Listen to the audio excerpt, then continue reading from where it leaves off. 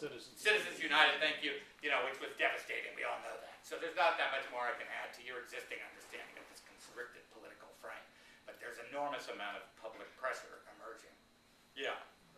Okay, could I just suggest that maybe one more question, and then if you have any other further questions, maybe come up afterwards. Yeah. I have a vignette, and I'm sorry, this is my third time speaking, but it's a vignette out of a movie that I saw earlier or late last year.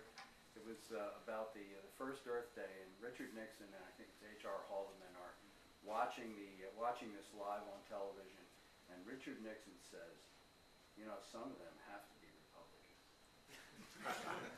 Yeah, that's true.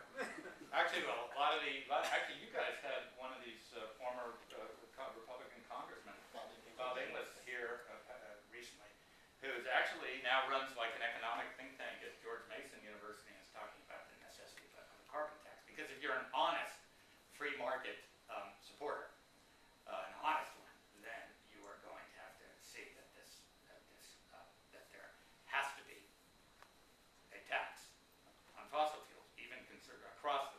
I think it's actually where liberals and conservatives meet on this very question. And I know this gentleman had a hand up for what, so I'm sorry to miss you out. And this may segue into the next part too.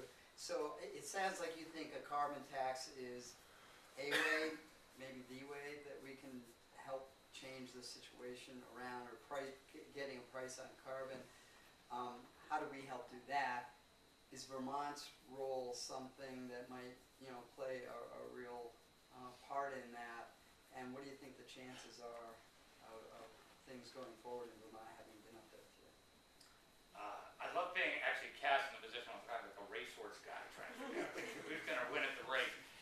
So I don't have any more insight than you guys do, and you live here, so basically.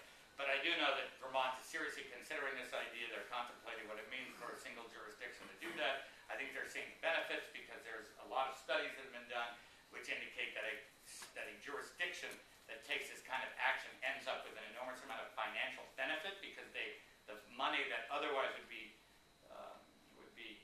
sent to fossil fuel companies to enrich their bottom line end up staying within the economic organism of the state or the region or whatever it might be. That's a hugely important principle. So I think that is beginning to happen. The chances of passage, I don't know. It's Vermont. It could actually very well have a chance. And from Vermont comes radiating, impacts. They have two senators. They have, things happen and people learn from that.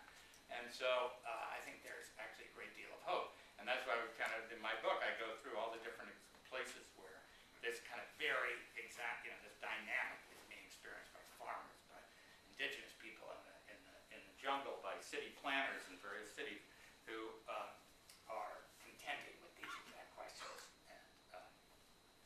And there's stories of people, kind of like people here, who are trying to actually take on these kind of questions. So, with that, I'd be happy to bring it up later. Thank you. Thank you.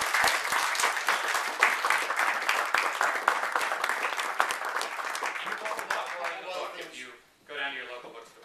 Yeah, in regards to that, we have at the front desk, we have from the Norwich Bookstore, a 20% off carbon shop. Hey. If you'd like to get one of these coupons and buy it at the Norwich Bookstore, please help yourself.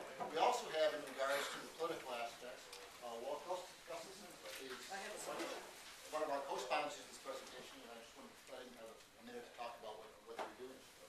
Thank you. And thank you, Mr. Shapiro, for so clearly articulating all of the reasons why I am pretty committed to spending the rest of my life addressing this problem and finding solutions for it.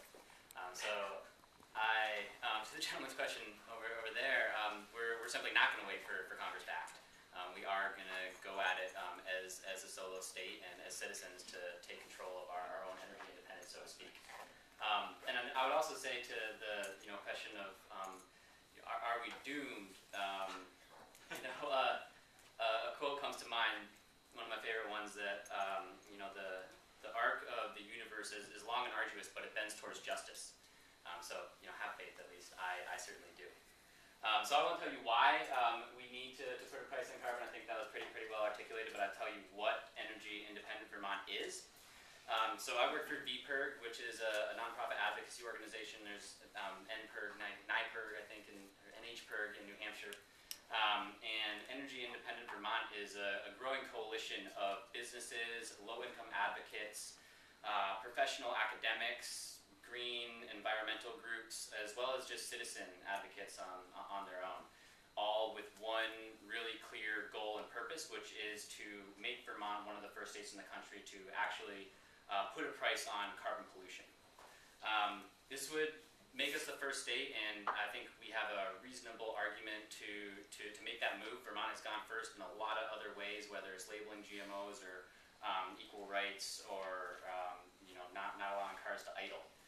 We definitely go first, and we're positioned well for this in terms of the access to our legislators, in terms of the size of the state and the committed population, the type of communities that we have.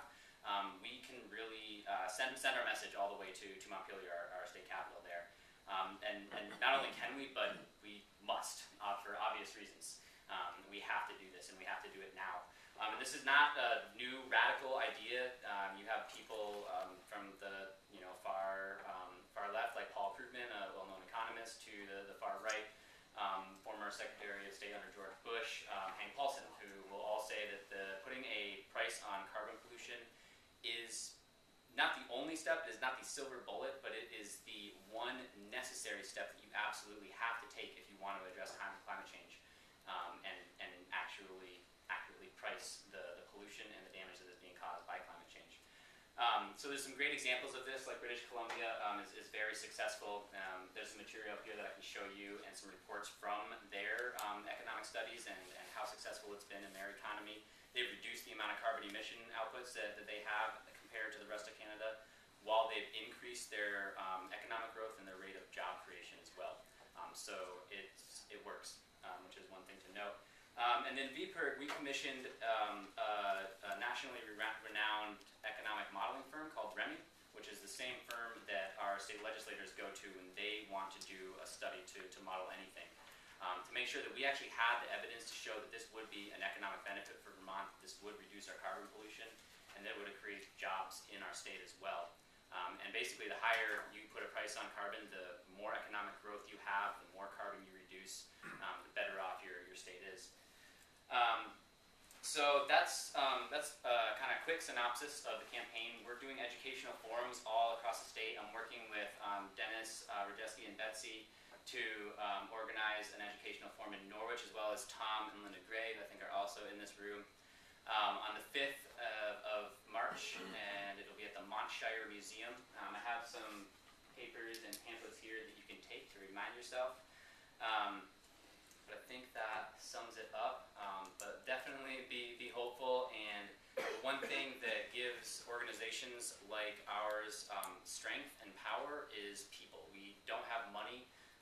We can't outspend our opposition, which is the fossil fuel industry. We are literally going after the fossil fuel industry's profits, but we can out-organize these guys. But that is where you come in, and that's where your question is really relevant, is who's going to step up to this challenge, and it's us right here. So I hope that you guys will step up to that challenge and ask me for some more information. We have a petition on the general campaign, as well as lots of ways to get involved and help out with fighting climate change.